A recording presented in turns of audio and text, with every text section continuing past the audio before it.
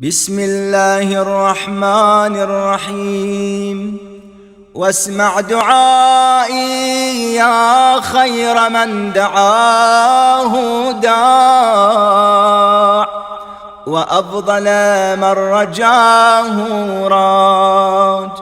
عظم يا سيدي أملي وساء عملي، فأعطني من عفوك بمقدار أملي، ولا تؤاخذني بأسوأ عملي، فإن كرمك يجل عن مجازاة المذنبين، وحلمك يكبر عن مكافاة المقصرين.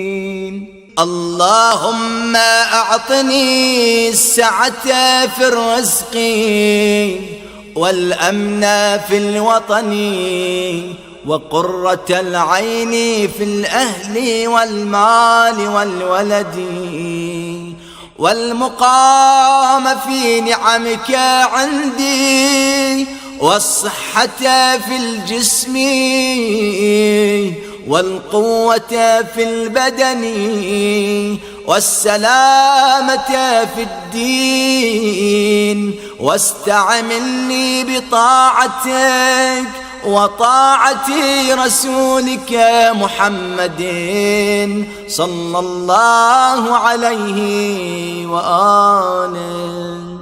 سيدي أنا الصغير الذي ربيته، وأنا الجاهل الذي علمته، وأنا الضال الذي هديته، وأنا الوضيع الذي رفعته، وأنا الخائف الذي آمنته، والجائع الذي أشبعته، والعطشان الذي أرويته، والعار الذي كسوته، والفقير الذي أغنيته.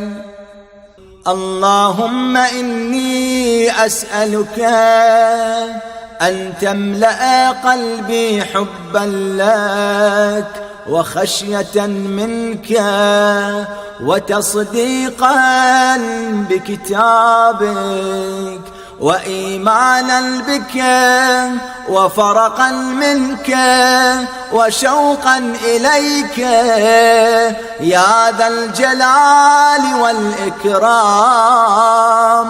حبب إلي لقاءك وأحبب لقائي، واجعل لي في لقائك الراحة والفرج والكرامة.